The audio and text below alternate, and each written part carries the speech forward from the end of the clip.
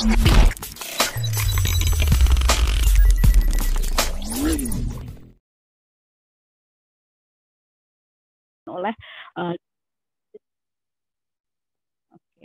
jadi kalau coveragenya rata-rata sih bisa sampai 15 kilo ya, itu minimal. Kayak contohnya LoRa yang sudah kita pasang di beberapa lokasi, ada di Solo juga ada kayaknya kalau nggak salah. Itu teman-teman bisa uji coba juga. Nanti saya share linknya kalau pengen nyoba-nyoba ya.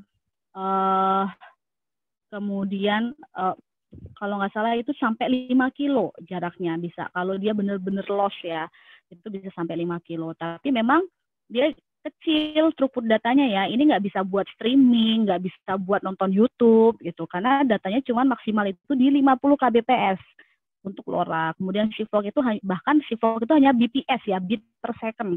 Artinya 100 BPS. Nah, Ingenio lebih kecil lagi gitu. Dia bisa 8 BPS sampai 8 kbps. Jadi yang NB-IoT ini memang lumayan besar. Level layanan IoT kita tinggal cek saja yang cocok untuk menggunakan teknologi connectivity-nya itu apa gitu ya. Nah, ini contohnya. Jadi bisa dilihat di sini NB-IoT scalability-nya itu jauh lebih baik. QoS-nya karena dia menyewa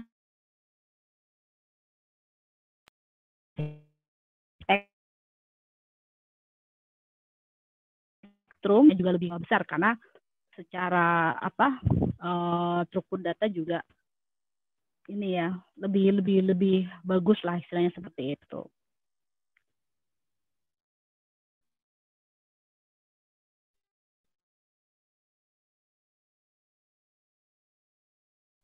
Ini bisa dilihat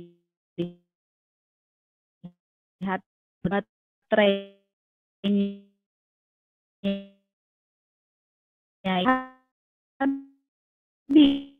baterai dari yang besar. Kemudian cost efisiensi yaitu tadi kalau harga LoRa dibandingkan harga NB-IoT, karena NB-IoT itu menggunakan license spektrum yang dimana dia harus bayar ke Kominfo, artinya cost-nya itu jauh lebih mahal ya kan ya. Itu dibebankan ke kita nih kalau kita mau menyewa NB-IoT. Jadi harganya jauh lebih mahal ketimbang LoRa seperti itu kira-kira. Nah, ini adalah strategi pemilihan dari connectivity-nya ya. Jadi kalau misalnya adik-adik semua pengen deploy membuat satu solusi IoT, nah bisa dilihat apakah butuh yang range-nya jauh, yang connectivity-nya dari jauh. Misalnya, oh saya pengen men-track memonitoring kebakaran hutan, misalnya asap kalau di hutan seperti apa. Nah, itu bisa dicek di sini gitu ya pemilihannya ini sebentar. Saya kasih pointer dulu ya. Pointernya ini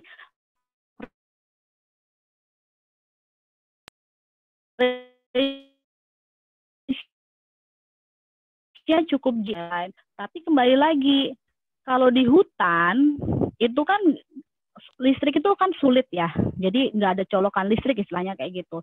Nah itu bagaimana solusinya? Harus satu-satunya mungkin menggunakan solar solar panel ya, kemudian harus menggunakan baterai dan sebagainya.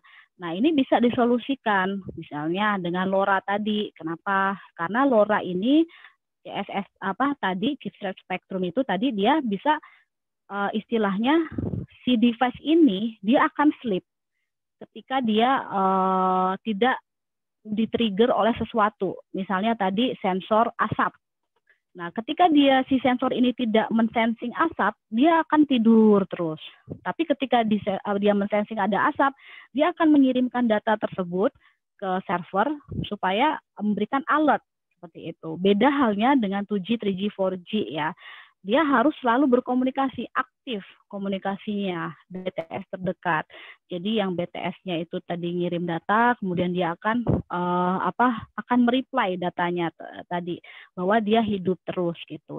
Jadi tidak ada fungsi yang sleep tadi seperti di LoRa, Sigfox dan sebagainya. Oke ya. Nah, ini adalah platform IoT. Nah, platform IoT yang dikembangkan Telkom Indonesia, di Telkom Kenapa Bangsa ya. Jadi di mana kita platform ini sudah tersertified oleh lembaga internasional 1M2M. Jadi fungsinya platform IoT tadi itu apa? Untuk satu device management, connectivity management, kemudian application management. Nah, ini kalau teman-teman pengen tahu lebih banyak terkait Antares, ini bisa cek di sini ya, antares.id. Nanti kalau misalnya juga butuh kit untuk trial, nah nanti bisa cek juga di sini. Biasanya kita ada bagi-bagi kit trial ya untuk teman-teman Udara dan Antares gitu. Oke, kita masuk ke IoT in Digital Industry. Nah, sebenarnya kenapa sih butuh IoT gitu ya? Kenapa sih kita harus beralih ke teknologi IoT gitu? Kenapa kita apakah memang benar nih IoT ini bisa memberikan satu impact yang impactful lah istilahnya, impact yang cukup besar untuk kita sendiri. Jadi kalau menurut para konsultan, ya kan, IoT itu bisa meningkatkan efisiensi. Ya, efisiensi apa nih? Efisiensi dari penggunaan resource.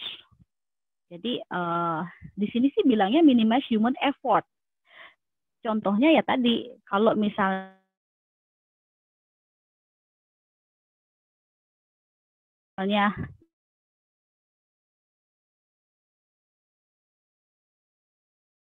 kita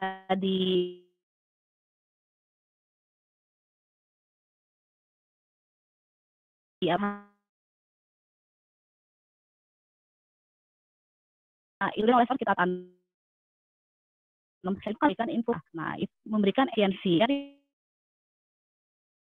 tambah gitu loh. Jadi kita lihat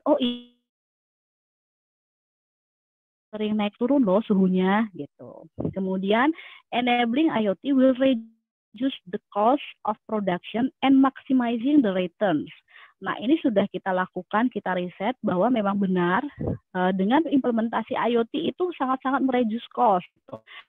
Ada contoh-contohnya implementasi ya, nanti saya juga. Dia dari sana bisa yang didapat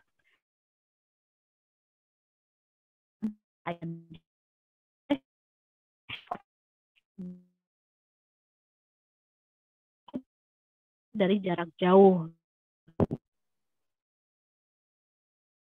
Nanti kenapa? Karena data yang diambil oleh sensor itu data yang benar-benar real, bukan data yang misalnya si manusia kan kalau kita misalnya tidak ada IoT, tidak ada sensor di sana, kita datang ke sana pada jam-jam tertentu. Tapi kalau misalnya si manusianya males datang ke sana, nah itu belum tentu data-data yang diambil itu akurat seperti itu. Contohnya kayak kalau tukang keliling untuk ngecekin listrik ya, jadi tukang catat keliling, itu kan mereka masih manual. Mereka mengecekin. Nah, harusnya kalau misalnya dia kelilingnya di tanggal yang sama, harusnya di tanggal yang sama itu konsumsi listrik kita pun lebih tepat, lebih akurat. Tapi karena mungkin dia nggak sempat di tanggal itu, mungkin ada berapa ribu orang yang mesti dia kelilingin ya, gempor gitu kan ya. Nah, itu next day-nya atau minggu depannya dia baru ke sana gitu. Nah, itu kan udah hitungan listriknya tuh udah beda. Semua data akan ke server tepat waktu.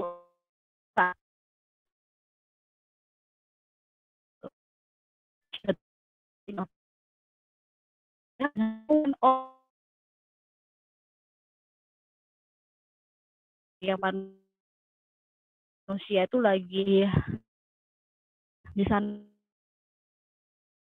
itu di keadaan itu weathernya itu lagi nih karena ternyata di sana banyak pengguna.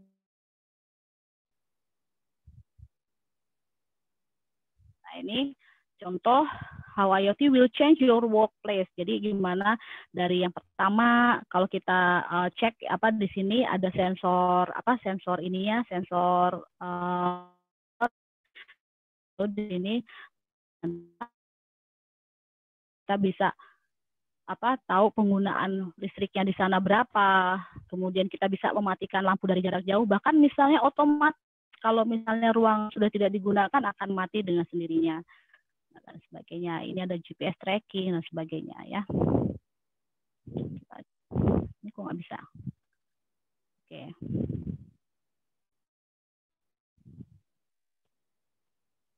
Ini. Bagaimana kalau IoT itu diimplementasikan di manufacturing? Nah, kita lihat di sini awalnya si bapak ini pegawainya pabrik ini tidak tahu dia bagaimana kondisi real dari si mesin-mesin yang ada di pabrik, ya kan? Kenapa? Karena tadi belum ada sensor-sensor yang memang bisa mengetahui mesin ini apakah nanti sebentar lagi rusak dan sebagainya. Nah, kemudian dengan implementasi IoT, kita misalnya memasang vibration sensor di mesinnya. Jadi ketahuan nih pada threshold tertentu sebenarnya mesin ini kalau vibrasinya semakin besar, artinya dia udah mau rusak ini mesin seperti itu. Nah, setelah menggunakan IoT, jadi si pekerja ini jadi tahu nih informasi penting yang mereka bisa olah, bisa lihat secara real time. Jadi sekarang si pekerja ini, si bapak ini, jadi tahu bisa men-track production systemnya, bisa mendiagnosa secara lebih cepat predictive maintenance, kemudian bisa memprediksi produksi berikutnya itu akan dapat berapa, kemudian bisa memprovide cross-channel visibility into inventory. Jadi inventory-nya juga lebih rapi, lebih ketahuan dia kemana, jalurnya, dan sebagainya. Sehingga dari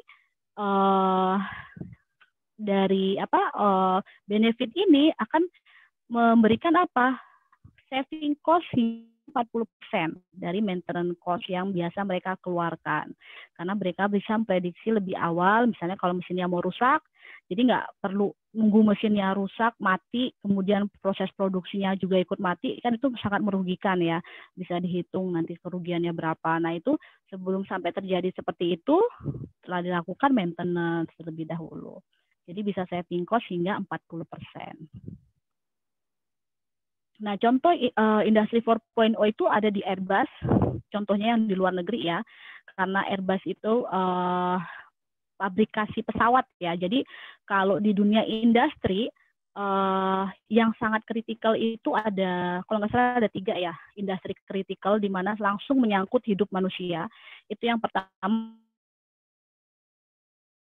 pabrikasi pesawat, yang kedua yang apa ya. Jadi 2 hal itu industri di outputnya, memasangnya dan sebagainya. Nah, sudah menggunakan IoT sehingga presisi ini mereka sudah mengintegrasikan sensor pada tools dan mesinnya. Kemudian mereka juga menggunakan smart Google Glass itu ya. Nah, untuk save di tempat kerja. Nah, di Indonesia sendiri bekerja sama dengan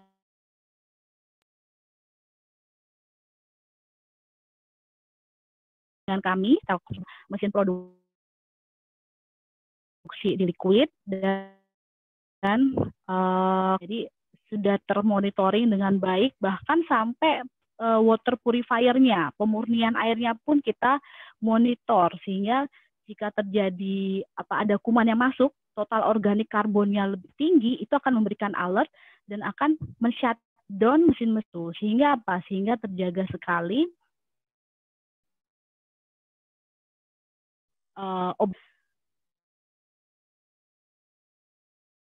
seperti itu.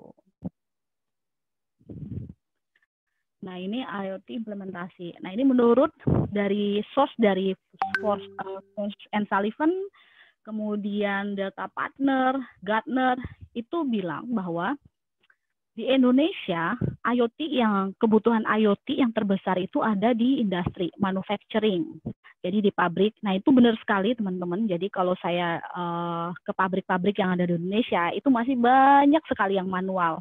Jadi masih rely on human ya. Jadi masih yang harusnya itu sudah di IoT-kan, di mana harusnya kan udah lebih presisi, sehingga hasil yang yang diolah ya, hasil olahannya itu lebih bagus lagi. Ternyata di Indonesia itu masih banyak yang manual ya, kecuali industri-industri besar seperti yang dari luar, Unilever, itu P&G, itu mereka sudah menggunakan IoT gitu. Kemudian yang kedua adalah transportasi dan logistik. Nah, bidang transportasi dan logistik ini pun banyak sekali permintaan terkait IoT. Contohnya apa nih? Tracking kendaraan, itu juga IoT. Kemudian aset tracking itu juga di logistik itu juga menggunakan IoT.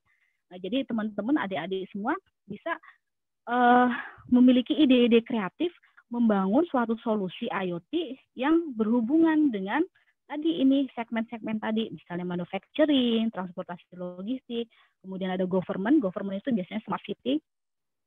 Nah, kalau smart city itu biasanya painful problemnya apa sih? Masalah kemacetan, masalah sampah gitu. Nah, itu biasanya yang menjadi painful problem teman-teman di smart city. Jadi kita bisa misalnya bikin smart waste gitu. Kita bikin sensor yang memang bisa memonitoring bak sampah. Kalau sudah penuh akan memberikan alert, misalnya memberitahu ke misalnya petugas sampah untuk mengambil sampah tersebut. Sehingga apa? Si petugas sampah ini nggak perlu keliling, semua dikelilingin, tapi dia akan ngambilin sampah-sampah yang memang sudah saatnya untuk diambil. Itu akan menghemat dari cost untuk tadi keliling ya si truknya tadi gitu, dan lebih terarah gitu. Nah, ini ada energy utilities, agriculture. Nah, sebenarnya yang di nomor 3 ini menurut saya ya banyak sekali di agriculture. Kenapa? Indonesia ini sebenarnya Indonesia agriculture ya, agri. Jadi sebenarnya banyak sekali potensi IoT di sini. Nah, nanti contohnya ada di belakang ya. Nanti saya akan ceritakan apa yang kita lakukan. Ini adalah value chain dari IoT. Ini saya share ya ke teman-teman. Teman-teman bisa lihat di sini hardware. Di hardware itu kita bisa membuat apa sih? Modul IoT dan sebagainya. Kemudian di networknya, ini biasanya para operator ya. Ini sudah jadi makanannya para operator seluler kayak ya. Kemudian IoT ada ThingsWorks, kemudian ada Antares tadi punya Telkom, itu masih free ya. Kalau masih beberapa device itu masih free penggunaannya. Kemudian aplikasi, kita bisa membuat satu aplikasi yang bisa kita kembangkan nantinya. Kemudian SI, System Integration.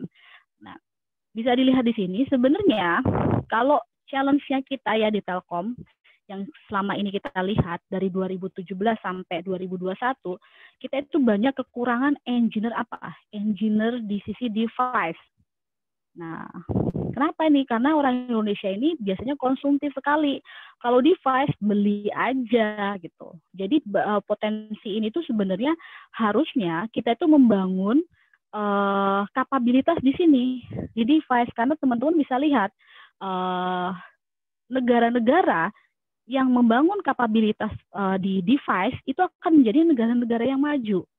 Contohnya US punya Cisco, ya kan? Kemudian China itu dia punya berbagai macam device yang itu meniru produk-produk yang sudah ada sebelumnya. Kemudian India pun sekarang itu juga sudah merambah ke sana, ke arah device. Nah, Eropa itu dia punya kayak contohnya Ericsson, kemudian Mercy ya, kemudian Mercedes-Benz, kemudian BMW, itu adalah device memang. Jadi kapabilitas orang Indonesia ini yang kita cek ya, yang sudah selama ini itu di hardware ini masih sangat kurang. Tapi kita cukup banyak di developer. Developer ini udah cukup banyak sekali ini developer di Indonesia. Mau nyari itu cukup mudah ya developer di Indonesia, front end, back end. Tapi ketika kita ngomongin IoT, things-nya tadi, kalau ngomongin device itu kan mesti kita desain device-nya seperti apa, karena sangat customized sekali kalau IoT ini gitu. Kita tergantung dari painful problem si customer-nya gitu. Nanti saya ceritakan di slide berikutnya. Nah, ini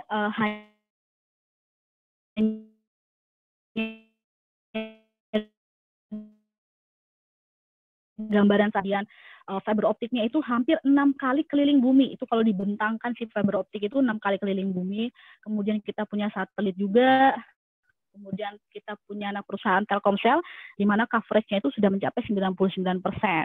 Kemudian kita punya FTTH, namanya Fiber to the Home, itu IndiHome, itu sekarang kayaknya sudah naik ya, sudah jadi 10 juta pelanggan sekarang.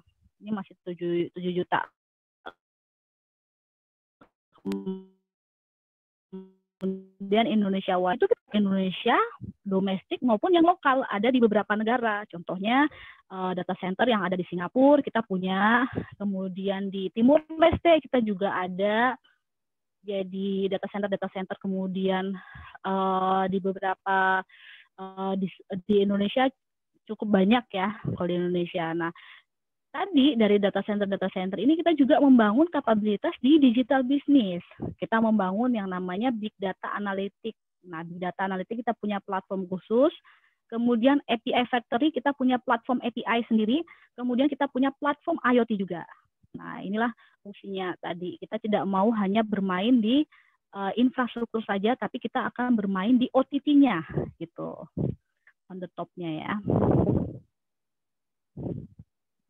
Nah, ini yang sudah Telkom miliki dari GSM, Wi-Fi, FTTH, kemudian satelit. Yang kelima adalah LP1, yang tadi LP1 yang berbasis LoRa. Nah, supaya apa? Supaya bisa memasifkan IoT dengan low cost ya, low cost artinya bayarnya itu nggak perlu mahal-mahal lah. Kenapa? Karena IoT itu kan kirim datanya kecil-kecil. Jadi kalau kirim data kecil-kecil nggak perlulah pakai misalnya 3G, 4G yang bisa buat streaming gitu. Nah, karena tadi kebutuhannya juga nggak banyak bandwidth-nya. Nah, jadi kita menggelar LoRaWAN. Nah, ini kalau pengen tahu LoRaWAN ada di mana saja bisa klik di sini ya, teman-teman. Ini real time coverage-nya. Nanti kalau pas kalian cek dia ada di mana, nanti di zoom nanti bisa kelihatan. Ada Jabodetabek dan sebagainya. Jadi ini memang kita deploy khusus untuk IoT. Jadi sensor-sensor yang memang membutuhkan connectivity yang tidak terlalu besar lah istilahnya seperti itu. Contohnya apa? Contohnya smart meter listrik, smart meter air, smart meter gas. Nah, itu kan nggak butuh data yang cukup besar ya. Next. Nah, ini LoRa itu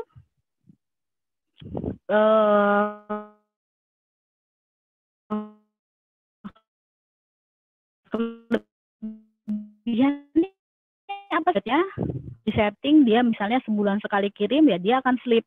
Jadi baterainya itu bisa tahan lama. Contohnya di smart meter air itu kan memang meter air itu retrofit atau Sybel atau smart meter air di situ nanti dia akan kirim data. Kirim datanya berapa lama sekali sih misalnya sebulan 2 kali. Nah, kalau dia nggak kirim data ya dia sleep. Nah, itu baterainya bisa bertahan hingga 5-10 tahun. Jadi kalau dia treatmentnya seperti itu. Nah, ini multi usage, low cost, memiliki security karena dia sudah menggunakan security AS128. Jadi juga ada geolocation juga ya. Jadi di beberapa negara, kalau nggak salah ada sekitar 188 negara yang sudah mengadopsi teknologi LoRa ini. Nah, ini adalah salah satu implementasi yang sudah kita lakukan. Contohnya di mengurusi vaksin COVID. Jadi vaksin COVID itu, baik Sinovac ataupun AstraZeneca, kecuali punya Pfizer ya, Sinovac dan AstraZeneca itu memiliki kondisi suhu yang harus dijaga. Dia harus di antara sampai dengan 4-8 derajat, kalau nggak salah 4-8 derajat Celcius, saya lupa sih, agak lupa ya. Jadi ketika suhu tersebut melebihi, sensor ini akan memberikan alert atau bahkan sebelum mau mencapai yang tadi ya threshold, dia akan memberikan alert supaya kita melakukan sesuatu. Sehingga apa? Si vaksin ini bisa terjaga efektivitasnya, efikasinya istilahnya seperti itu. Jadi si vaksin ini tuh hanya boleh di suhu maksimal di 8 derajat Celcius kalau nggak salah ya. Iya kalau nggak salah 6 atau 8 ya, saya lupa ya. Jadi 8 derajat Celcius. Nah jadi kalau misalnya dia lebih dari itu, dia akan memberikan alert bahwa vaksin ini sudah tidak layak untuk disuntikan ke manusia, seperti itu. Jadi kita tindakan preventif menggunakan IoT. Jadi ketika dia didistribusikan, di sini ada kendaraan truk, ini kita pasangin sensor GPS, sensor temperatur di sini, SOS button. Jadi alertnya itu akan memberikan alert juga. Nah, kemudian di sini juga ada akselerometernya. Kalau misalnya supirnya ugal-ugalan, jalannya rusak dan sebagainya bisa terdeteksi. Gitu. Nah, kemudian yang di kendaraan motor pun seperti itu. Di sini di boxnya itu kita ukur suhunya, sehingga apa? Sehingga suhu dari vaksin ini tetap terjaga. Dan ketika disuntikan ke manusia jadi tidak berbahaya dan efektivitasnya juga bagus. Gitu. Nah, selain itu, ketika dia sudah sampai di Vaskes, fasilitas kesehatan, itu biasanya ada chiller-chiller tuh di sana. Kayak kulkas-kulkas gitu, tapi khusus ya, chiller khusus untuk menyimpan vaksin. Nah, di situ juga kita jaga suhunya. Supaya apa? Supaya tadi vaksinnya tetap terjaga kualitasnya gitu. Jadi kalau dia temperaturnya mau naik gitu, akan memberikan alert dan petugas akan langsung ke lokasi untuk melakukan pengecekan dan menyelamatkan vaksin tersebut sebelum dia rusak. Nah, ini high level desainnya kira-kira seperti ini. Jadi kalau IoT ini sebenarnya hampir sama semuanya ya. Mau dia pakai LoRa, mau pakai GSM, mau pakai ini NB-IoT. Jadi kira-kira seperti ini, teman-teman. Jadi ada networknya, platformnya, kemudian di tempat monitoring. Nah, ini sudah membuktikan bahwa dengan implementasi IoT menjadi lebih efisien dan produktivitasnya meningkat. Ini salah satu contoh implementasi di Smart Poultry. Jadi Smart Poultry-nya ini ya untuk kandang-kandang para petani plasma yang disewa oleh perusahaan besar seperti Charon Pokpan, kemudian Seria atau Sierat, Japfa, dan sebagainya. Nah, kandangnya ini kandang tertutup. Nah, karena kandangnya tertutup, jadi harus dibuat si ayamnya ini senyaman mungkin tinggal di sana, di kandang itu. Nah, kalau dia tidak nyaman, maka si ayam ini akan cepat mati. Ayam ini tidak boleh stres. Kemudian ayam ini tidak boleh kegerahan, karena kandangnya tertutup. Nah, makanya kita pasang beberapa sensor IoT di kandang tersebut. Jadi contohnya ada sensor yang untuk mengukur kondisi lingkungan, ada temperatur, kemudian humidity-nya, ada intensitas cahayanya, kemudian ada berapa tinggi CO2 dan NH3-nya. Nah, itu kita pasang sensor di sana. Nah, yang nantinya ini semua datanya akan diolah di dashboard atau aplikasi yang fungsinya nanti akan apa? Menggerakkan fan. Fan ini atau kipas yang besar itu akan secara otomatis nyala dengan sendirinya ketika suhunya itu meningkat. Jadi kalau ayamnya ini, teman-teman sering makan ayam di McD kan ya, McD, KFC, ini salah satu suppliernya lah ya, suppliernya McD, KFC, Wendy's. Nah, ayam-ayam yang kalian makan itu memang harus kualitasnya terjaga sekali. Jadi kalau misalnya ayamnya stres ketika dipotong, itu nanti dia akan biru-biru. Akan ada biru-biru dan itu biasanya fast food, restoran fast food itu tidak mau menerima ayam yang tadi biru-biru. Padahal itu ayam baru dipotong gitu ya. Nah, jadi ayam ini harus benar-benar dijaga. Jadi dijaga kondisinya supaya tidak stres, supaya dia happy terus gitu ya. Sehingga dia juga bagus nanti hasil produksinya gitu nanti. Nah, itu dari usia 0 sampai usia 35 hari itu diukur. Jadi 0 sampai 7 hari fan itu tidak boleh dinyalakan secara full. Kenapa? Karena nanti ayamnya kan masih kecil-kecil ya. Kalau fan-nya itu gede gitu kan ya. Kira-kira diameternya itu satu meteran ya, apa 2 meter, saya lupa. Nah itu bisa kalau dinyalain itu ayamnya bisa terbang semua gitu. Jadi itu ada hitungannya, ada formulasinya. Jadi pada usia sekian kecepatan kipas sekian, berapa hari kecepatan kipas sekian. Nah biasanya si ayam ini dipanen itu setiap 35 hari sekali. Kenapa? Karena kalau sebenarnya bisa nih digedein lagi sampai 45 hari gitu ya dipanen. Tapi ini nanti ayamnya jadi segede anak kecil gitu. Karena ayamnya untuk usia 35 hari aja udah cukup besar ya. Dan biasanya orang Indonesia itu jijik gitu loh kalau makan ayam yang terlalu besar. Jadi akhirnya ayamnya itu 35 hari atau 30 hari harus dipanen gitu. Jadi kalau misalnya mau dikembangbiakan sampai berapa hari itu bisa gitu. Karena ini memang bibit ayamnya itu ngambilnya itu dari luar negeri, dari US. Nah, bibit ayam ini bisa masuk ke Indonesia setahun itu dibatasin oleh pemerintah hanya sekitar 700 bibit. Jadi nggak boleh lebih. Makanya dari bibit itu nanti dikembangkan lagi oleh perusahaan-perusahaan besar tadi seperti Charon Pokpan, seperti Japfa, dan sebagainya. Nah ternyata untuk mengembangbiakan ayam-ayam tadi itu kita harus tahu kondisinya setiap hari. Biasanya mereka hire atau sewa tukang penjaga kandang untuk mencatat ini jam sekian suhu ruangan sekian. Nah, itu kan akan sangat costly ya. Kenapa? Karena kandang-kandang ayam tadi itu jauh tempatnya. Nggak boleh berada di lingkungan penduduk. Kenapa? Bukan karena baunya ya, tapi karena ayam ini sangat rentan terhadap penyakit yang diidap manusia. Contohnya kalau ayam ini akan cepat menyerap dan dia akan kena flu dan semua ayamnya itu bisa mati semua gitu. Jadi makanya mereka pengembangbiakannya harus jauh dari lokasi penduduk manusia gitu.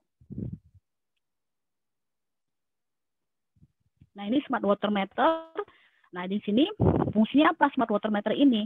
Untuk mencatat penggunaan air di sana. Dan selain itu kalau misalnya orang yang nunggak itu cukup dikendalikan dari jarak jauh, valve-nya ditutup, mereka tidak bisa menggunakan air lagi. Jadi kalau biasanya orang datang ke sana ke lokasi matiin, nah kemudian nyatet, nah ini nggak perlu, cukup dengan smart meter air tadi kita dari jarak jauh bisa melakukan sesuatu lah, itu lebih efisien dan produktif.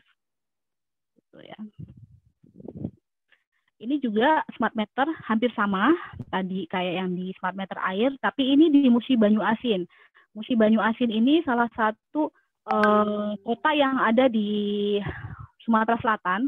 Nah, di sana listriknya itu dipasok bukan oleh PLN, tapi dipasok oleh badan usaha milik daerah.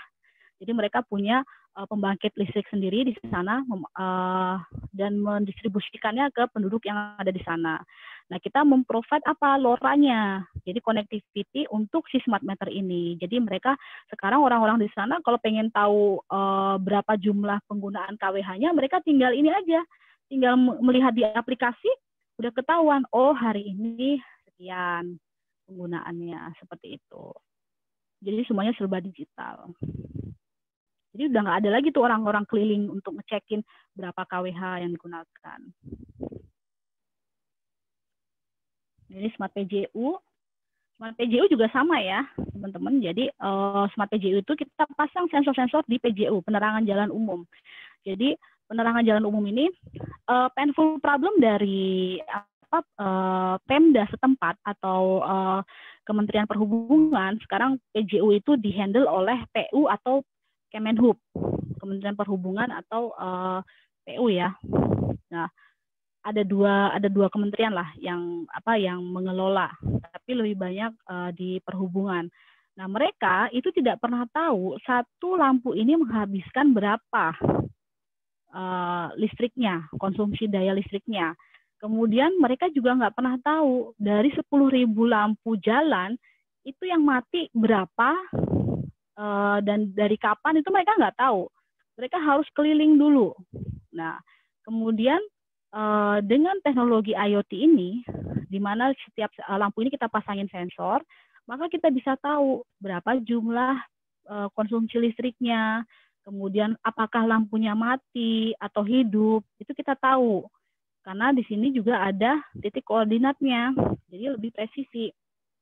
Jadi ketika lampunya mati, petugas tadi yang keliling nggak perlu ngelilingin semua, mereka cukup mengganti lampu-lampu yang mati tadi, itu langsung menuju ke lokasi lampu-lampu tadi, seperti itu.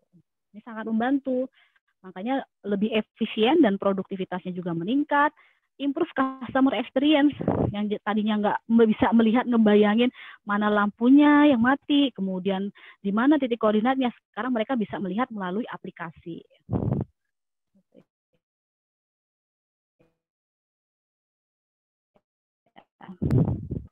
Konsumsi listrik dari mesin itu berapa, kemudian bagaimana pengolahan airnya, karena air itu sangat penting di dunia farmasi, itu sangat menentukan dari kualitas obatnya.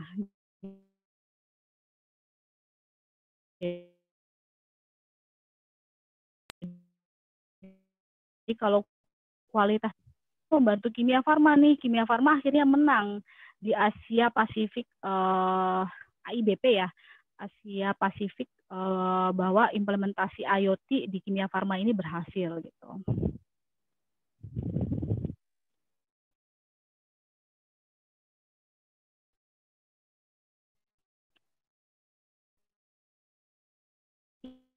Ini juga kemudian Garbarata atau kalau di pesawat itu kan ada belalai ya, belalai yang buat kita jalan itu loh, yang dari pesawat, turun dari pesawat kemudian masuk ke airport. Nah itu ternyata juga di-charge kalau sama airport gitu, berapa kali digunakan oleh airline. Kemudian di terminal setnya itu kita bisa melihat, menghitung berapa jumlah manusia yang keluar masuk airport. Kenapa ini penting sekali? Karena gini, ternyata di airport atau di semuanya ya, di airport itu dia tidak tahu berapa jumlah manusia yang sudah keluar masuk dari airport. Kenapa? Karena mereka hanya mengandalkan dari sisi manifest. Manifest itu catatan penumpang di airline. Jadi airline misalnya Garuda itu akan ngasih ke airport itu 24 jam sampai 48 jam kemudian, bahwa di hari sekian, di hari ini penumpang yang misalnya ke Jakarta itu sekian, atau penumpang yang dari Jakarta keluar itu sekian. Nah, mereka hanya mengandalkan itu. Tapi dengan menghitung secara real time, kita akan tahu jumlah orang yang keluar masuk airport itu ada berapa dengan sensor yang kita tanam di. Nah, hasilnya itu diolah oleh big data. Fungsinya apa? Untuk mengukur, memprediksi berapa kebutuhan dari taksi, kebutuhan angkutan umum, damri dan sebagainya. Nanti datanya bisa diolah di sana. Jadi kalau misalnya kita keluar dari airport, biasanya kan kita ngantri itu. Nah, sekarang nggak perlu ngantri lagi. Kenapa? Karena udah terprediksi bahwa dengan jumlah penumpang yang keluar sekian, kita akan menyiapkan armada sekian gitu. Udah kebayang ya? Nah, ini salah satu implementasi IoT yang memiliki social value. Jadi untuk safety, reduce crime, dan life saving. Jadi ada untuk fleet management di ambulan, kemudian panic button, kemudian monitoring gunung berapi, tsunami alert. Nah, ini sudah kita implementasikan di Pulau Bali. Ini contoh implementasi untuk ATM monitoring. Jadi kita memonitor berapa orang yang sudah keluar masuk ke ruangan ATM, kemudian bagaimana suhunya, karena ternyata bank itu sangat concern sekali terhadap suhu ruangan dari ATM ini, gitu kan ya, untuk menjaga pelayanan mereka ke nasabahnya. Jadi kalau misalnya ATM-nya pun listriknya mati, akan langsung ke listriknya ini mati gitu loh, bukan karena ATM-nya yang rusak. Ini sangat hemat sekali, mengefisiensikan pekerjaan mereka ya. Ini contoh fleet management yang tadi. Kita juga mengembangkan yang namanya GPS RTK, Real Time Kinematic, yang memang saat ini dipakai oleh BPN untuk mengukur tanah. Jadi tanah itu berapa milimeter, itu jarak patoknya itu sudah terukur dengan teknologi RTK ini. Jadi real time kinematik ini ada, kita di Jabodetabek. Kita memasang reference station di beberapa lokasi, ada di 9 lokasi. Nah, dari reference station itu akan memberikan titik koordinat yang sangat presisi gitu. Jadi kalau misalnya mobilnya ini kita pakaiin rover yang memiliki teknologi RTK atau bahkan aplikasi yang sudah ada SDK RTK-nya, maka akan terukur secara presisi. Gitu. Ini contoh IoT untuk melihat bahwa di suatu lokasi itu keadaan listriknya itu bagaimana. Jadi gini ceritanya, Telkom itu punya link untuk Dukcapil ya, kalau nggak salah. Dukcapil itu yang untuk KTP, pembuatan KTP dan sebagainya itu sekitar 3.500 link yang tersebar di seluruh Indonesia. Jadi selama ini link internet yang digunakan untuk membuat iktp itu sering dimatikan listriknya. Sehingga apa? Sehingga link internetnya juga ikut mati. Nah, selama ini Telkom harus membayarkan penalti ke Kemendagri. Karena apa? Karena tidak tercapai SLG SLA-nya, karena dia mati. Padahal matinya karena dimatikan oleh tugas kelurahan gitu. Nah, untuk membuktikan bahwa link internetnya di sana itu tetap hidup, itu kita memasang sensor yang untuk aliran listrik yang terpasang di sana. Jadi kalau misalnya dimatikan, dia akan memberikan alert, oh ini dimatikan, atau terjadi gangguan karena listriknya, tapi bukan karena linknya. Seperti itu. Nah, ini yang dipakai oleh Telkom kalau misalnya ada audit bahwa kita tidak perlu membayar penalti yang begitu besar. Karena penaltinya itu bisa sampai 25 miliar setahun. Kalau tidak kita tidak bisa membuktikan bahwa linknya ini mati karena memang listriknya yang dimatikan.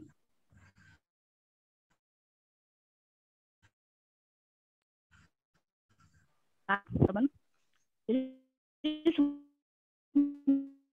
semuanya kalau teman things-nya tadi atau pada bendanya tadi, bagaimana kita mengolah si benda ini bisa ngobrol dengan aplikasi gitu ya. Jadi dia bisa mengambil data-data tadi. Ini termasuk MyCardio ini dipasang di untuk mengukur EKG yang sudah ada IoT-nya, sehingga data-data tadi ketika dikirim ke aplikasi, itu dokter yang dari jauh pun, dokter jantung yang di jarak jauh, misalnya di mana, di kota mana atau di negara mana, itu bisa melihat hasil record-nya, dan dia bisa bagusnya lagi aplikasi ini ada auto diagnosa, di mana dia bisa memberikan diagnosa bahwa oh si pasien ini kemungkinan besar terkena penyakit ini gitu, jantung ini gitu. Tapi tetap nanti keputusan dari si dokter ya. Dokter itu hanya akan melihat dari data-datanya tadi. Ini sangat memudahkan sekali. Jadi dokternya nggak perlu datang ke lokasi, langsung ke desa atau gimana, nggak perlu. Jadi dokter cukup di kota, nanti dia bisa melihat hasilnya. Ini yang di oil and gas company ya, contohnya ada beberapa. Jadi kita pasang sensor untuk kerjanya, untuk worker safe, pasang sensor untuk di sini, di tankinya dan sebagainya. Ini yang kita implementasikan juga di airport. Jadi troli-troli yang di Angkasa Pura 2 di Terminal 3 itu sudah menggunakan IoT semua. Ada 8.000 yang menggunakan sensor BLE. Jadi ketahuan itu trolinya itu pergi kemana, ada di mana. Kenapa? Karena biasanya para petugas ini untuk ngumpulin troli ini sangat susah sekali gitu. Jadi dengan adanya dipasangin sensor, jadi ketahuan trolinya pergi kemana dan dibawa kemana tempat seperti itu.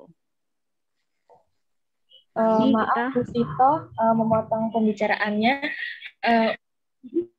Untungnya penyampaiannya kurang 10 menit. Oke, siap. Ini tinggal terakhir kok ya. Jadi skill for mastering IoT ya. Jadi kenapa kita bisa lihat di sini ya teman-teman, bahwa saat ini tuh terjadi yang namanya double disruption. Jadi yang pertama karena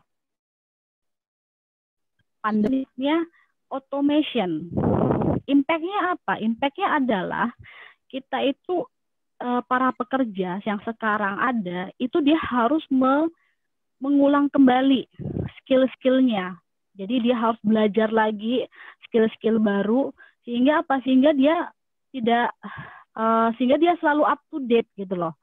Nah, kalau misalnya saya berpikirnya gini ya, teman-teman yang kuliah sekarang ini sebenarnya itu hampir jadinya tuh hampir sama, karena ini kayak di pause ya, kayak diberhentikan sejenak. Jadi skillnya nanti tuh kalian tuh akan bisa ikutin skill para pekerja-pekerja yang sudah ada duluan gitu loh. Kalau kalian mau terus belajar ya, terus mengembangkan skillnya.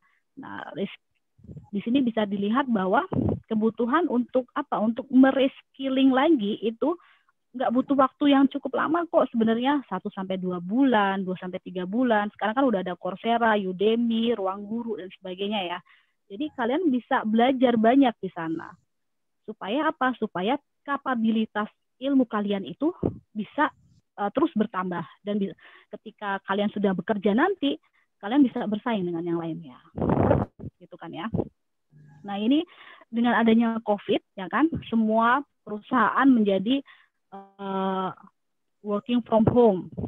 Kemudian itu akan meningkatkan digitalisasi dari si industri dan perusahaan-perusahaan itu.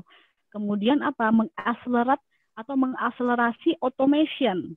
Nah, harapannya dari HR ya, human capital itu, bahwa dengan dia mereskilling si karyawannya, itu akan menambahkan investasi di awal, tapi returnnya akan jauh lebih tinggi karena si pekerjanya ini akan menjadi pekerja yang memang kapabilitasnya itu sudah mumpuni nantinya. Makanya teman-teman adik-adik semua harus terus tetap belajar ya, walaupun misalnya di kuliahan, tapi kalian juga ambil sertifikasi-sertifikasi di Coursera, di Udemy dan lain sebagainya. Nah, ini bisa dilihat bahwa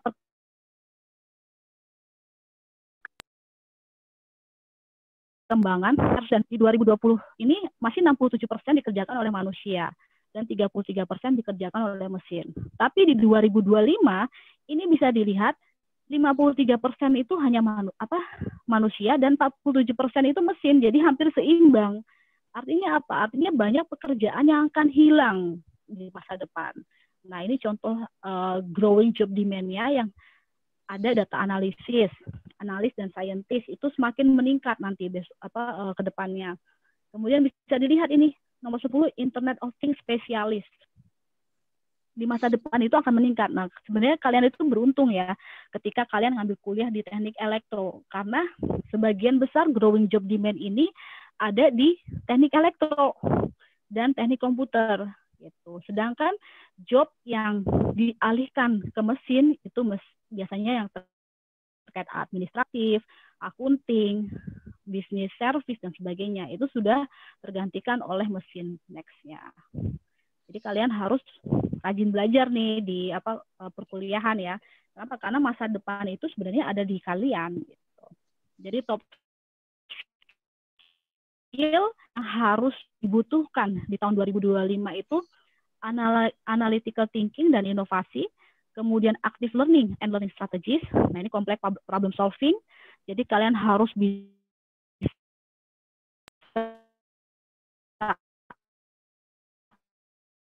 salah hack dan di masa depan itu sangat dibutuhkan. Nah, ini kalau ini contoh untuk skill dari IoT ya. Ada IoT device, IoT connectivity, IoT platform, IoT enterprise integration dan sebagainya.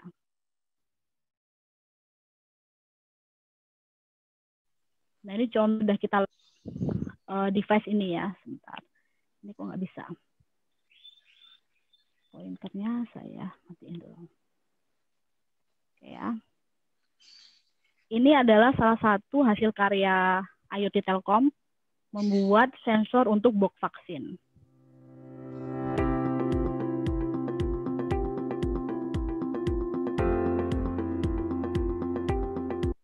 Selamat pagi. Kami dari unit IoT DXD ingin memperkenalkan produk terbaru kami, yaitu perangkat IoT untuk monitoring box vaksin berbasis LoRaWAN. Ini merupakan box vaksin COVID yang sudah kami lengkapi dengan sensor IoT berbasis LoRaWAN, sehingga nantinya suhu dari vaksin yang disimpan di dalam box ini dapat dipantau melalui dashboard. Supaya vaksinnya terjamin dalam suhu yang aman serta pembacaan suhu vaksin lebih akurat, kami menggunakan glikol yang merupakan standar dari WHO. Nantinya, vaksin akan ditaruh di sini dan sensor LoRa akan berada di dalam tutup vaksin. Sekian yang dapat kami sampaikan, semoga Telkom dapat membantu pemerintah mensukseskan program pendistribusian vaksin COVID. Terima kasih.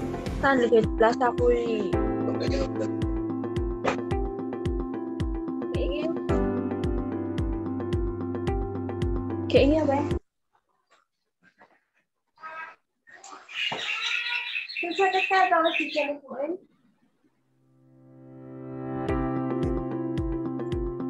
Ini contoh yang untuk smart utilities ya.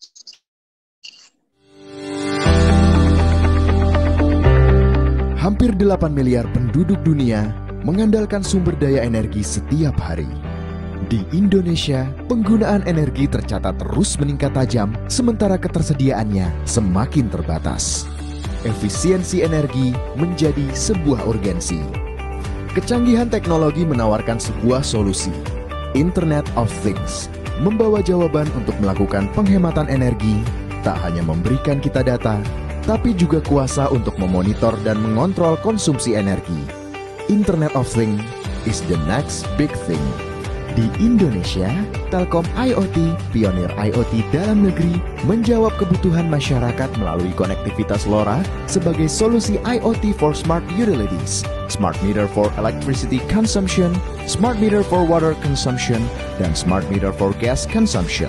3 solusi IoT for smart utilities menggunakan aplikasi berbasis LoRa, suatu format modulasi andal dengan cakupan jarak jauh dan berdaya rendah, serta menggunakan Antares, platform IoT yang dikembangkan oleh Telkom dengan hampir 8 miliar penduduk dunia mengandalkan sumber daya energi setiap hari. Di Indonesia, penggunaan energi tercatat terus meningkat tajam, sementara ketersediaannya semakin terbatas. Efisiensi energi menjadi sebuah urgensi.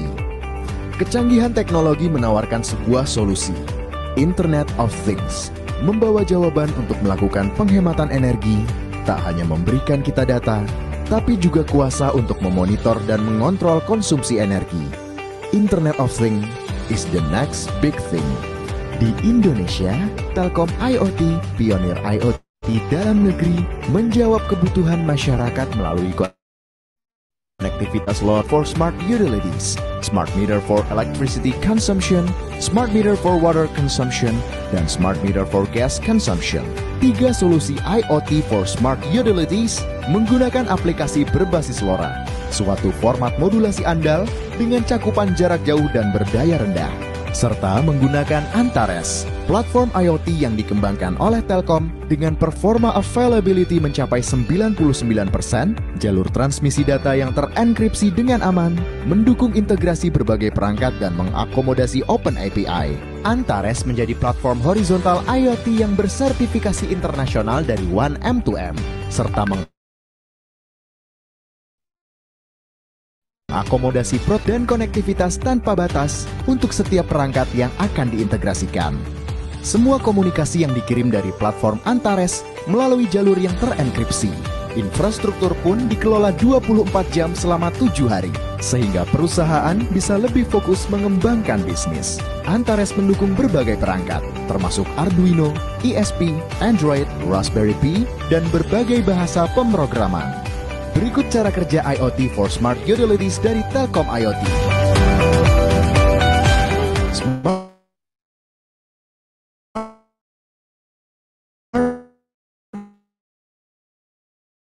meter melakukan perangkat LoRa yang ditangkap oleh gateway, kemudian data dikirimkan ke platform Antares. Dashboard yang tersedia memudahkan Anda untuk memonitor kontrol aplikasi tidak hanya melalui ini, juga bisa melalui API yang disediakan. Smart meter for electricity consumption error LED atau LCD for power on dan baterai yang tahan lama. Smart meter for water consumption memiliki resolusi 0,00005 meter kubik dengan persentase error hanya 2%, dengan ketahanan baterai hingga 8 tahun. Smart meter for gas consumption memiliki resolusi 0,016 meter kubik per jam dengan persentase error hanya 1,5%. Telkom IoT juga mengembangkan melalui riset yang mendalam untuk meningkatkan kualitas hidup masyarakat Indonesia.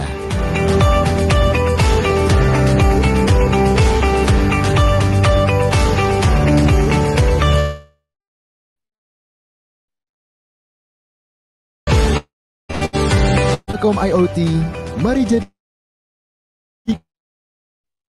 hidup lebih baik.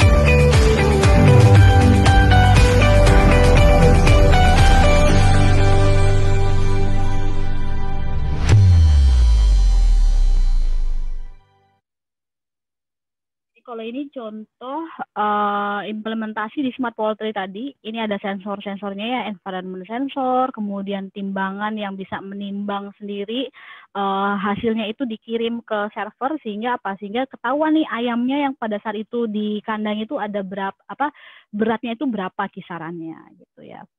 Ini contoh-contoh sensor-sensor yang kita pasang di sana. Nah, ini kalau ini timbangan ini kita buat juga sendiri ya. Untuk sensor kita kerjasama dengan ITTP, Institut Teknologi Telkom Purwokerto. Jadi kalau misalnya ini teman-teman di UMS ini ya punya keahlian untuk bikin sensor, ini nggak apa-apa. Nanti ngomong aja sama kita. Nanti kita akan cek hasil.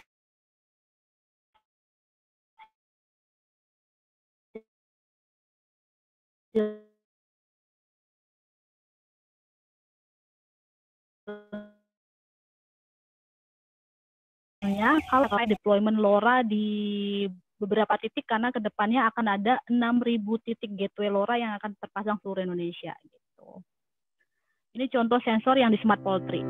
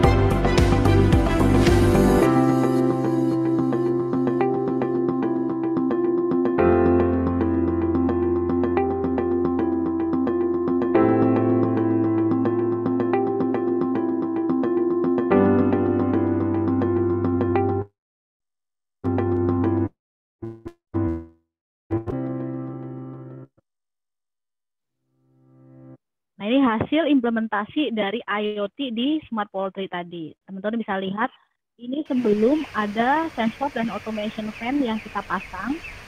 Ini terlihat ya. Jadi si ayam-ayamnya ini pada males-malesan makan gitu kan ya. Kurang ceria. Kenapa? Karena suhunya ternyata kurang sesuai dan harus disesuaikan secara manual gitu. Dengan apa? Kecepatan pas tadi ayamnya akan lebih nyaman. Nah, ini ketika sudah kita pasang yang namanya fan automation, sensor-sensor suhu di sini sudah kita pasang sehingga menggerakkan kipas secara otomatis. Nah, ini bisa terlihat ayamnya lebih ceria, makannya banyak. Kalau makannya banyak, nanti cepat dipanen, dipotong. Ya, kasihan ini ayamnya ya. Lihat di sini, jadi perbedaannya sebelum dan sesudah itu terlihat produktivitasnya lebih meningkat. Nah, ini contoh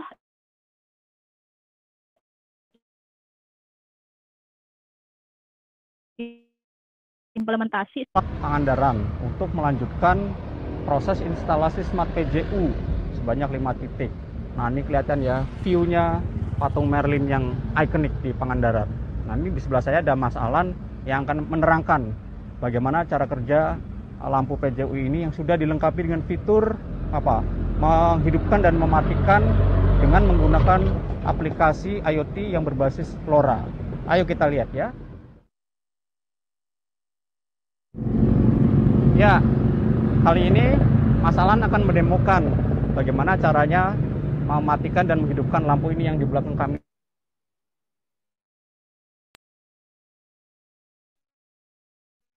Nah, ini Mas Alan coba sekarang akan mematikan lampu ini menggunakan aplikasi berbasis LoRa. Silakan Mas. Oke. Nah, ini sekarang lampu sudah dimatikan, maka sebentar lagi lampu ini akan mestinya mati ya. Nah, oke. Barusan Mas Alan sudah mematikan lampu ya. Sekarang bisa dilihat lampunya mati. Nah, sekarang Mas Alan akan mencoba menghidupkan lampu. Tapi sebentar. Begitu Mas Alan memencet tombol on atau menyala nanti di malam hari, data ini akan terkirim ke Antares. Jadi masuk ke Antares dan Antares akan push datanya itu ke network LoRa. Jadi ini namanya traffic downlink ya Mas ya? Ya, downlink, sehingga dari aplikasi. Silakan Mas Alan, coba kita hidupkan. Nah, nanti setelah dihidupkan, ini datanya masuk ke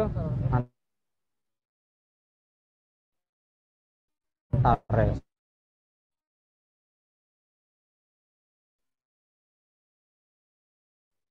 Nah, kontrol melalui aplikasi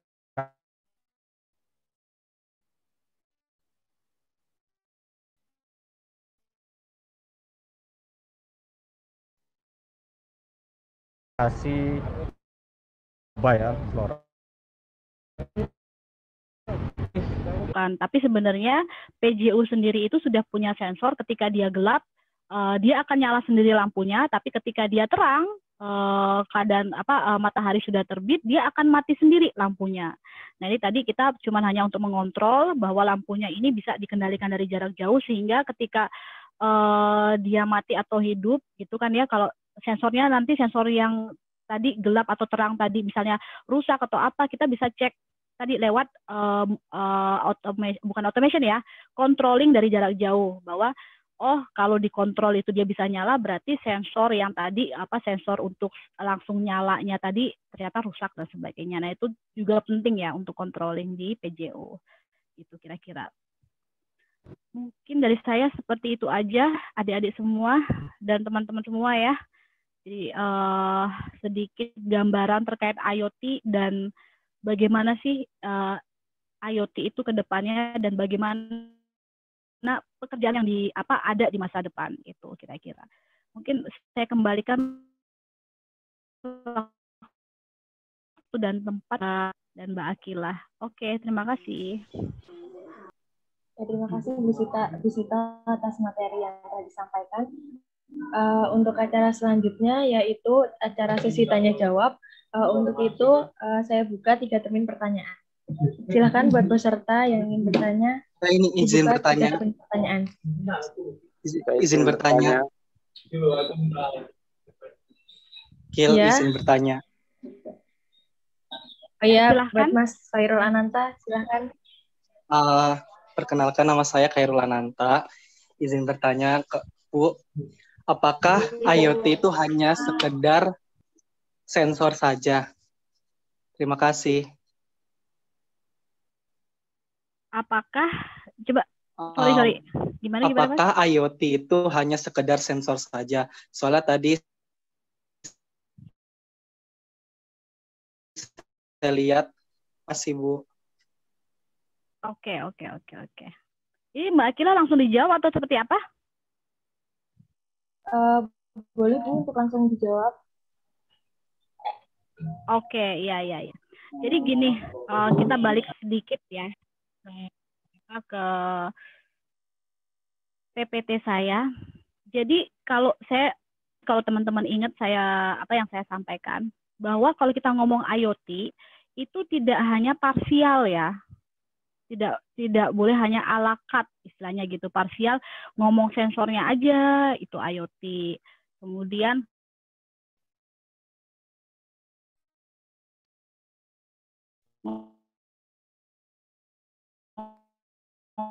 ngomong network ya, arsitekturnya mana sih ini? Ya, di sini. Di arsitektur ini adalah keseluruhan IoT. Dari IoT device domain sampai aplikasi ini adalah IoT solusi. Jadi IoT itu sebenarnya salah satu solusi. Jadi IoT itu ada apanya saja, ada device-nya. Kemudian kalau kita jual device doang, hanya device itu belum bisa disebut IoT. Kenapa? Karena harus disambungkan ke network sehingga datanya bisa diolah di aplikasi, di platform dan aplikasi. Nah, hasil data olahan itulah sebenarnya yang utama dan penting gitu. Jadi kalau kita jualan gitu ya, kalau kita entrepreneurship lah ya, kita seolah-olah jadi SI gitu kan ya. Kita tidak bisa hanya menjual, tidak berhenti dari device-nya saja. Tapi kenapa IoT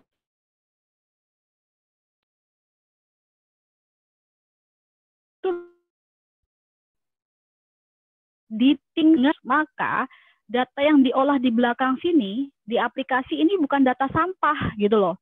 Ngapain kita olah data sampah yang hasilnya itu nggak berguna? Nah, itu semua tergantung dari device-device tadi. Device-nya itu harus bagus, akurasinya, kemudian kalau sensor suhu harus sering dikalibrasi, sehingga pembacaan sensornya juga bagus. Nah, data yang diolah pun hasilnya juga lebih presisi dan akurat, seperti itu. Jadi nggak bisa kalau kita ngomong IoT itu cuma device-nya saja, cuma network-nya saja, platformnya saja, itu tidak bisa. Jadi dia satu kesatuan sebenarnya yang saling jadi device ini pasti dia akan butuh konektivitas untuk mengirim datanya. Gitu kira-kira Mas Khairul ya tadi ya. Iya Bu, terima kasih Bu. Iya, sama-sama Mas Khairul. Iya, maaf Bu, ini ada pertanyaan dari Pak Didi mengenai khususnya sikap yang seperti apa yang harus ada pada mahasiswa sekarang, terutama di era perubahan yang begitu cepat, supaya nanti lebih siap setelah lulus dari teknik elektro UMS bersaing dengan lulusan perguruan tinggi lain. Iya. Terima kasih Pak Dedi Ari. Pertanyaannya sangat ini sekali ya, challenging sekali ya. Jadi di era industri yang seperti saat ini ya, saya udah nggak bisa screen share ya.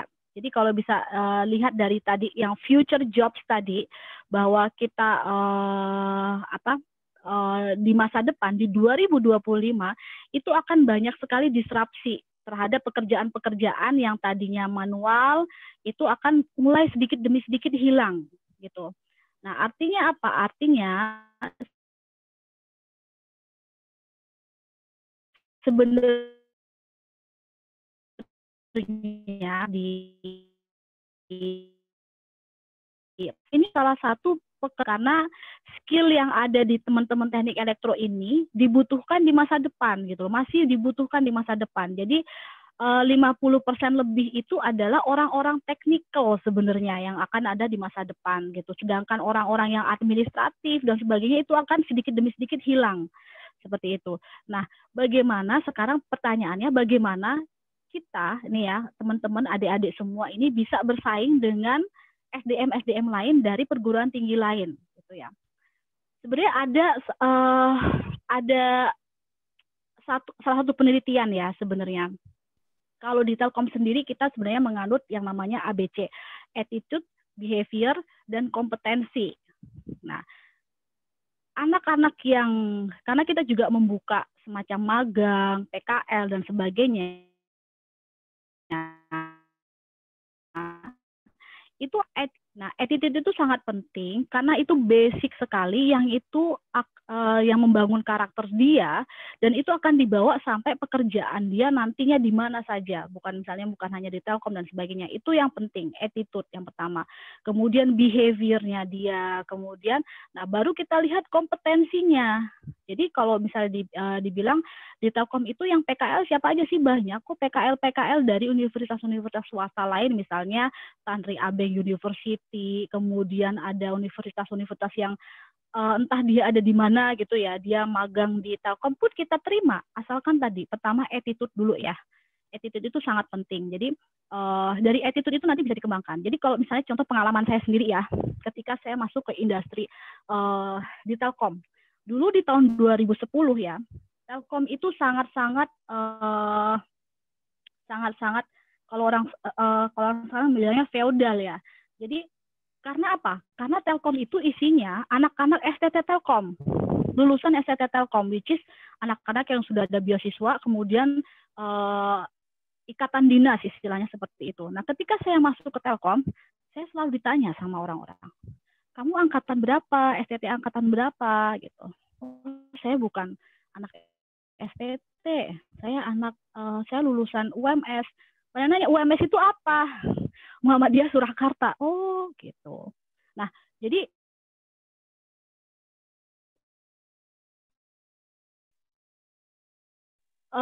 masih ada semacam orang itu ngelihat kayak bukan diskriminasi ya, tapi ngelihat kamu itu lulusan mana sih, gitu loh. Kamu itu apakah lulusan dari lulusi? Mereka pasti akan nanya, kamu angkatan berapa, STT angkatan berapa, gitu. Pasti akan ditanya seperti itu. Jadi itu saya sudah mengalami. Tapi, nah ini ya tapi ya, sekarang di 2020 sampai sekarang, itu Telkom sudah mulai berubah. Behaviornya sudah berubah. Karena mereka melihat bahwa industri digital ini tidak bisa lagi melihat lu itu lulusan apa gitu loh. Lu dari mana sih gitu misalnya. Ini bahasa kasarnya ya, lu gue gitu kan ya anak muda. Jadi kamu itu lulusan dari mana? Apakah lulusan dari universitas negeri atau universitas mana sih gitu?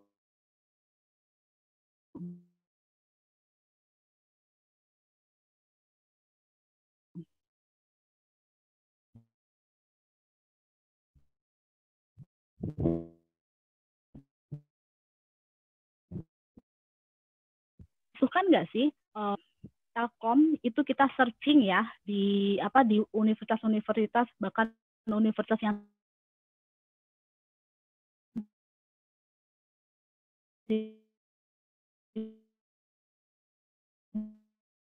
tidak terkena searching.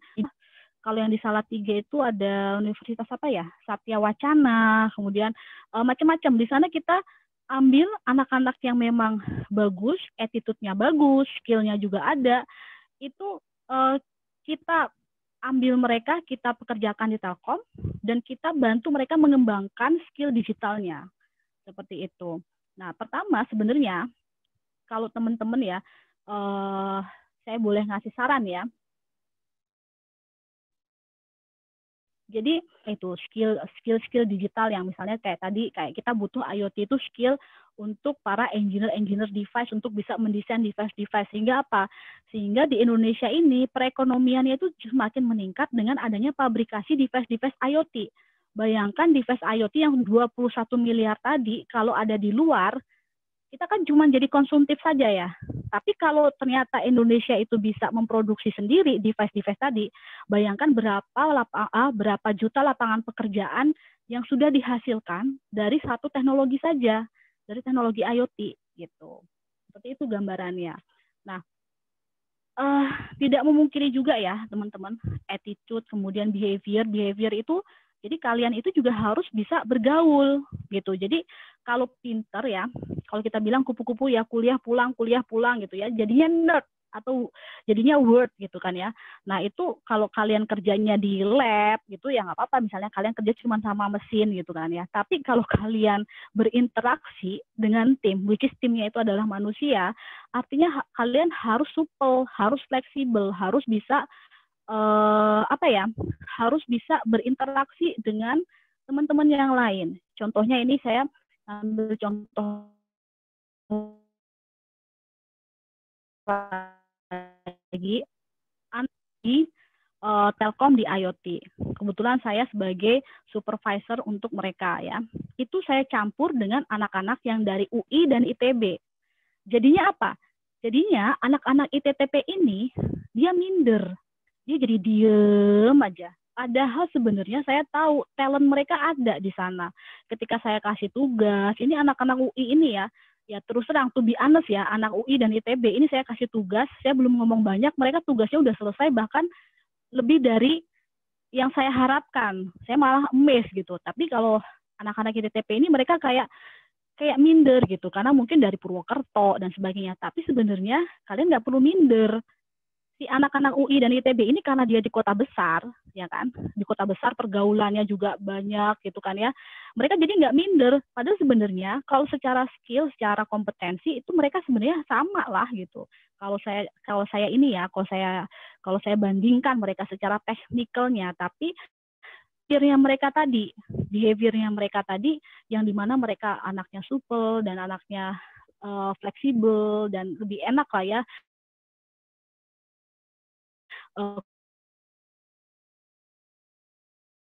Komunikasi.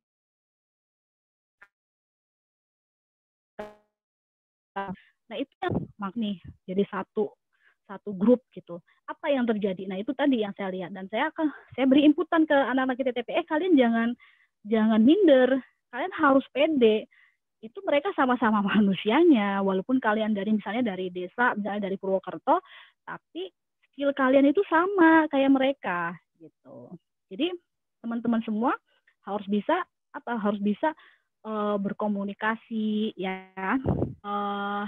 Ya itu tadi, dunia kerja itu variannya itu sangat banyak ya, ketemu orangnya gitu, dan cara berkomunikasi itu penting gitu. Dan itulah salah satu hal juga yang mungkin bisa menjadikan kalian bibit-bibit unggul digital talent gitu loh. Jadi bukan hanya skill-nya saja, tapi how to-nya, bagaimana kalian berbicara di depan umum, ketika kalian memberikan, saya punya hipotesa ini. Makanya kan ada publikasi kan ya, bagaimana kalian ngomong di depan, speech di depan, kemudian kalian memberikan ide-ide, itu sangat penting sekali. Kalau kalian pinter tapi disimpan sendiri, nah gitu. Kira-kira seperti itu Pak Dedi Ari.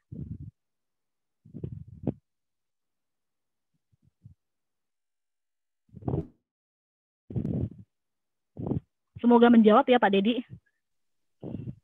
Ya, sip Mbak Sita, makasih banget. Yang penting adik-adik mahasiswa ada motivasi.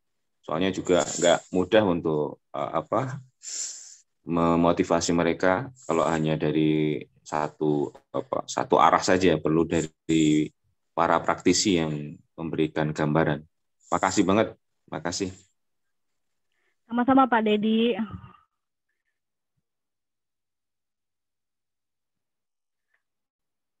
Pertanyaan selanjutnya bisa Mbak Akila atau siapa? Untuk pertanyaan selanjutnya,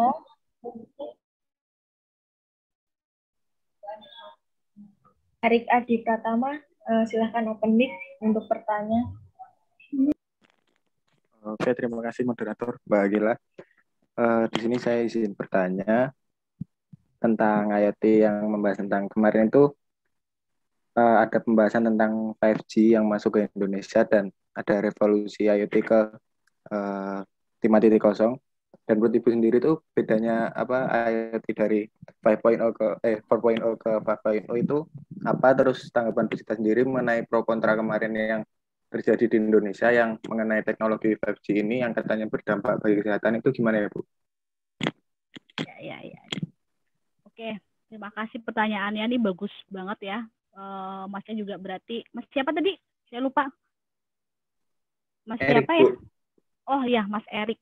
Berarti ini Mas Erik ini banyak membaca ini berarti ketahuan dari apa pertanyaannya ya. Jadi yang pertama terkait perbedaan yang 4.0 ke 5.0, social 5.0 ya. Jadi kalau di 4.0 itu banyak terjadi automation, Mas. Automation yang diharapkan dari sensor-sensor yang memberikan data tadi IoT, implementasi IoT yang impact-nya itu lebih ke automation. Nah, kalau di 5.0 itu akan lebih luas lagi jangkauannya. Jadi lebih ke arah AI, artificial intelligence. Jadi di mana sebenarnya automation-nya ini udah dibantu dengan AI, dia melihat behavior dari misalnya semua mesin-mesin, semua jadi semuanya itu serba otomatis yang menggunakan AI tadi. Nah, gitu. Nah, kalau nanti teman-teman belajar AI, apa itu artificial intelligence, itu bagus banget ya. Jadi untuk dipelajarin, terutama teman-teman di teknik elektro. Kenapa? Karena basic kalian itu sebenarnya ada di device sebenarnya kalau saya lihat elektro itu.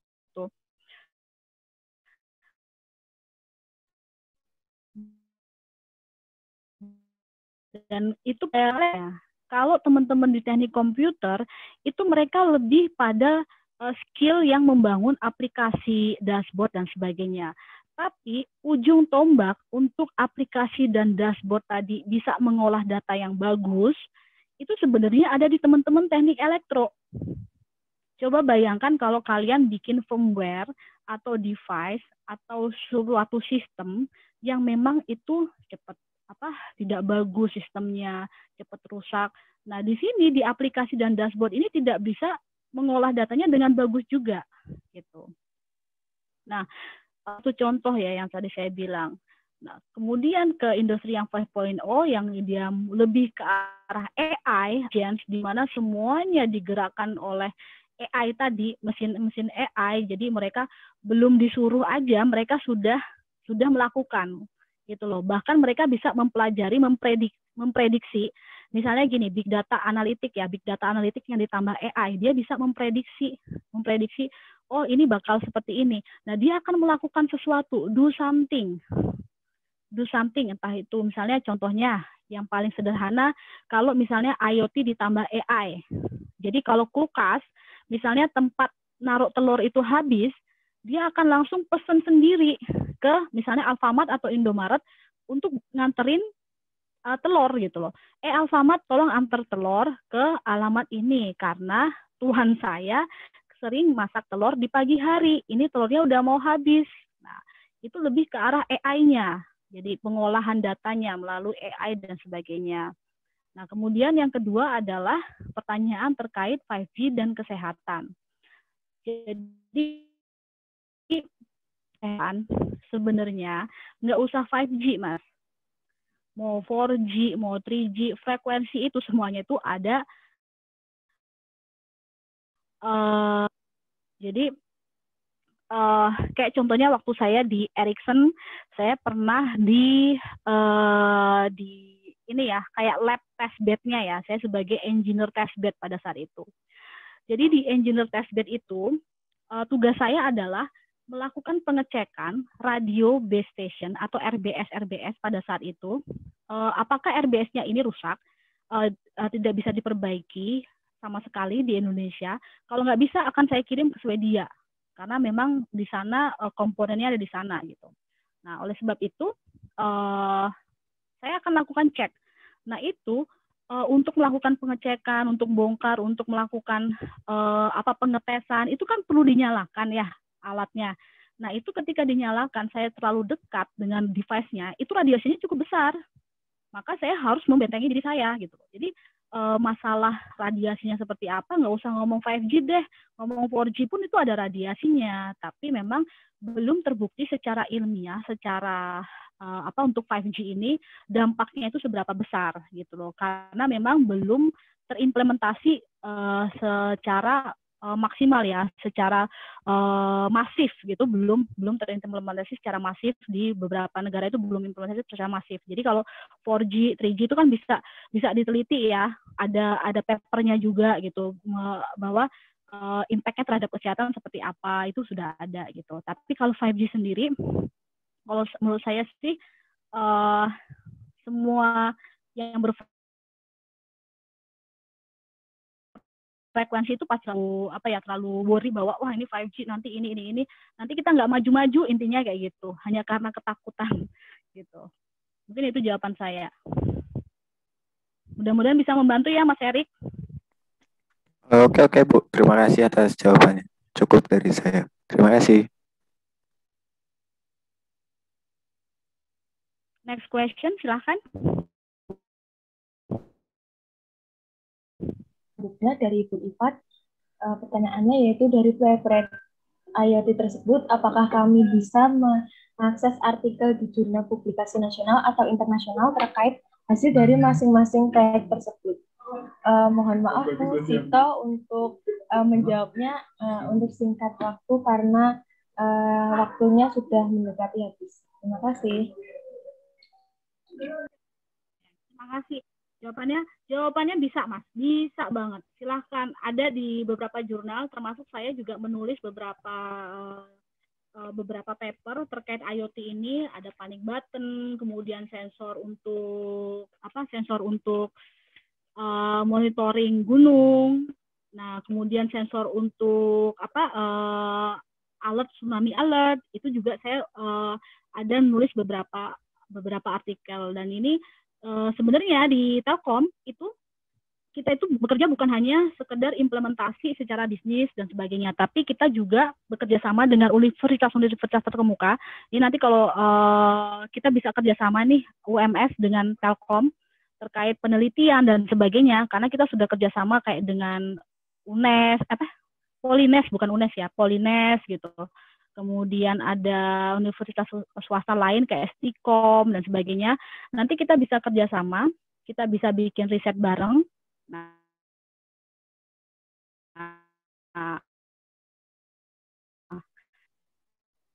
kita bantu misalnya publikasinya dan sebagainya, gitu. Terima kasih Mbak. Ya. Monggo dilanjutkan. Untuk pertanyaan selanjutnya dari Mas Bagus Listia, silakan open mic untuk pertanyaannya. Izin masuk tanpa salam. Izin bertanya, kan kemarin kalau nggak salah Telkom baru meluncurkan 5G ya, jaringan 5G.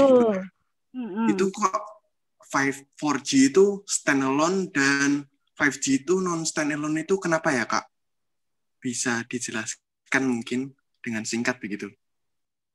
5G standalone dan 4G non, mungkin kebalik ya? 5G kebalik ya. Ya, jadi di teknologi 5G itu sudah menerapkan sedikit teknologi AI yang ada di dalamnya, tapi memang baru bertahap ya. Jadi makanya dia bisa standalone gitu. Dan dia lebih, kalau dari radio juga dia lebih kecil ketimbang radio-radio 4G, 3G sebelumnya. Nah, kalau kita ngomongin 5G ini nanti akan jadi panjang ya, karena kalian harus tahu dulu basicnya seperti apa gitu. Karena dia secara radio network itu berbeda dengan teknologi sebelumnya. Gitu. Jadi kalau teknologi 4G itu dia harus ada 3G, dan 2G ya, yang untuk mensupport teknologi 4G. Tapi kalau teknologi 5G ini sebenarnya di dalamnya itu sudah ada teknologi yang embed di dalamnya. Makanya ke depan operator seluler itu untuk menghemat itu mereka akan mematikan teknologi 3G-nya. Jadi nanti ke depan itu teknologi 3G itu sudah nggak ada lagi kalau 5G itu sudah mulai masif. Jadi nanti cuma ada 2G dan 5G. Karena 5G itu nggak bisa, di dalam teknologi 5G itu tidak ada teknologi 2G-nya. Gitu. Jadi 4G plus 2G itu jadi 5G gitu. Jadi tapi kalau di 4G-nya ini dia udah ada teknologi 3G-nya sebenarnya. Jadi yang dimatikan nanti adalah teknologi 3G. Nah, kenapa stand alone? Karena secara implementasi itu sangat mudah sekali kalau teknologi 5G. Beda dengan teknologi yang sebelum-sebelumnya. Karena dia harus dari sistem radionya juga akan lebih mudah. Stand alone itu dia akan lebih jadi dia akan men-setting sendiri istilahnya, makanya dia stand alone. Dia akan langsung men-setting dirinya hidup sendiri tanpa terlalu banyak campur tangan manusia. Makanya dia disebut stand alone gitu. Kira-kira mau jawaban saya yang singkat itu terjawab nggak, Mas? Soalnya kalian harus tahu basicnya dulu terkait 5G. Nanti teman-teman bisa pelajari. Insya Allah mungkin sedikit paham, Bu. Terima kasih.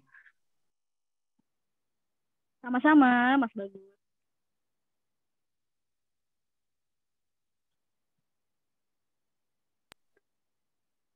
Terima kasih buat yang sudah bertanya dan mohon maaf bila ada yang pertanyaannya belum dijawab karena keterbatasan waktu. Untuk selanjutnya, terima kasih banyak kepada Ibu Sita Dewi Damayanti STMT atas penyampaian materi hari ini. Materinya bisa bermanfaat bagi kami semua. Di sini selanjutnya saya selaku moderator akan menarik kesimpulan. Yang pertama, keunggulan utama IoT adalah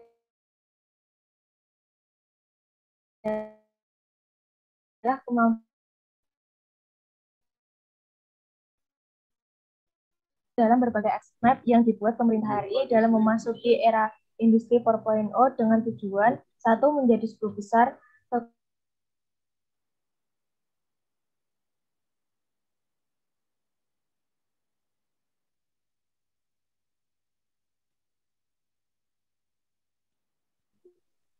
Suaranya hilang ya? Mendorong ekspor neto menjadi 10% manufaktur konsep IoT. Konsep IoT sendiri itu ada yang pertama device, yang kedua network, yang ketiga aplikasi. Kemudian smart water meter adalah meter air pintar yang dapat mengirimkan data konstruksi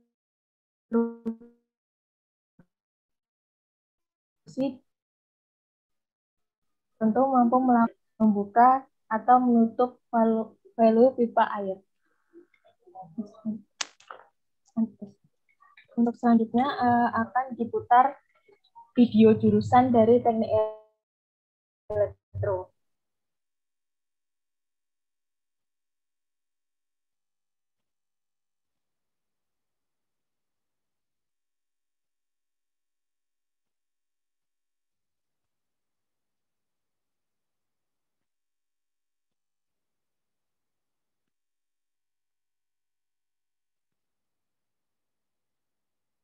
Menunjukkan beda potensial berbanding lurus dengan arus yang mengalir.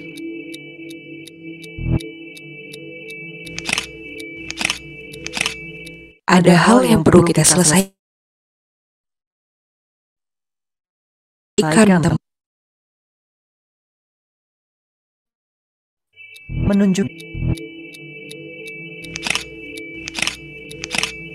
Ada hal yang perlu kita selesaikan, teman.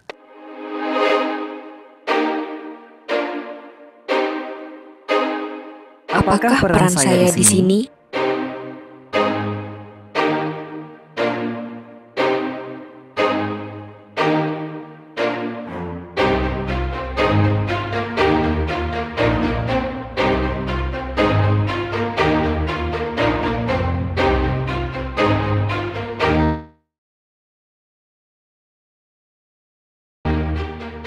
Aliran arus terus menghantar, automasi dan energi terbarukan jadi jawaban. Ini adalah tentang energi. Memahami sunatullah.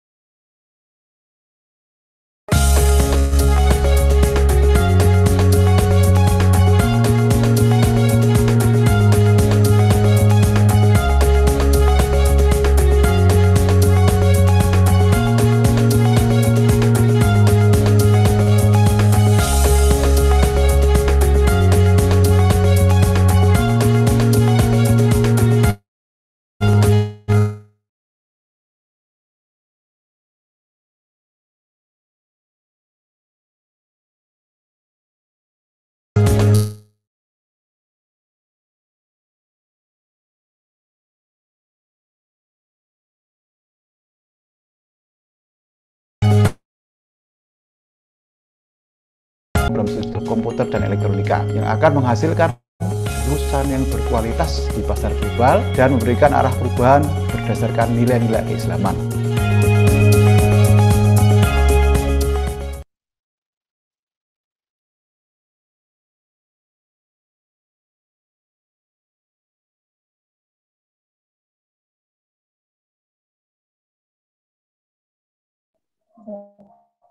Ya, untuk yang terakhir, terima kasih banyak buat Bu Sito Dewi Damayanti atas penyampaian materinya hari ini. Untuk selanjutnya, saya serahkan kembali ke Master of Ceremony kepada Mbak Ferin. Saya persilahkan. Terima kasih kepada moderator. Tidak terasa telah sampailah kita di penghujung acara kuliah umum kali ini. Semoga ilmu. Marilah kita tutup acara pada siang hari ini dengan bacaan hamdalah bersama-sama. Alhamdulillahirrahmanirrahim. Saya Ferin Resviadena selaku Master of Ceremony beserta seluruh panitia memohon maaf apabila ada terdapat kesalahan baik yang kami sengaja maupun tidak sengaja.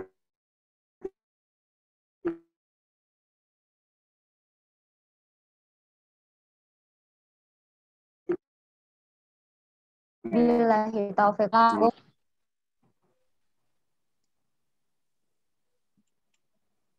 Nuwun Mbak Sita dan mahasiswa semuanya. Ya, makasih Bu.